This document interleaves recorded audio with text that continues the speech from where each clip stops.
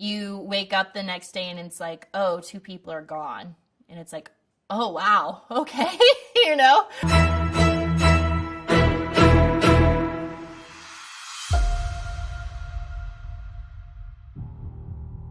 I had 2 months essentially to prepare for God knows what. I had no idea what we were doing or how I would be tested, but I was assuming something like Ninja Warrior. So each challenge, you're going in blind.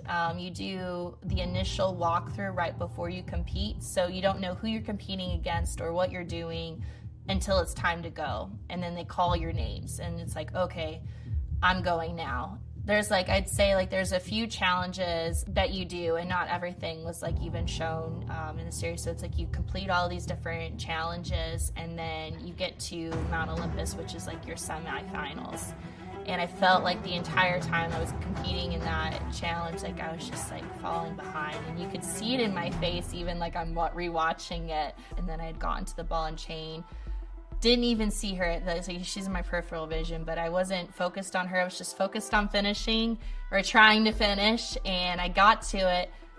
And at that point, I'm so exhausted. But then I start to move, and I'm like, oh, this is easy. And so I just start like walking with it, you know, backwards at first, and then it's like, oh, I can do this one hand, you know. I'm just like going through, because at that point, I'm like, all that strongman training had come into play. You know, it's like my posterior chain was so conditioned to drag things, lift things, walk with things.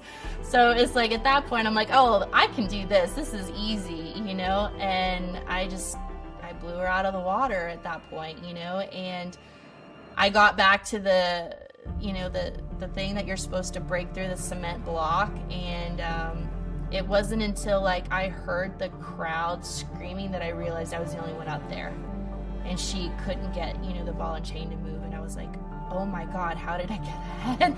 You know, so at that point it starts kicking in, and I you know, I'm just hammering away, not even like hammering the right way, you know, just like blindly just trying to hammer through the cement block. And when I completed that one and I put the key in, and I like that, honestly, that's when it was just the most surreal for me, because up till those final moments, I thought I was losing.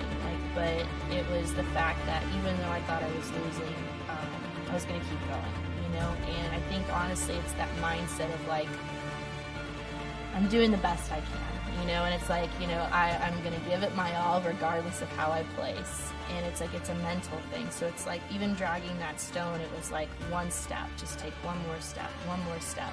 If there's an end in sight, I feel like people can get through anything, you know. And that goes for every part of life, not just, you know, physically competing. But it's like when you see that light at the end of the tunnel, you're willing and able to go through so much more than would even seem rational or logical, because you see that light and it's like, no, I'm going to push myself to get to that point.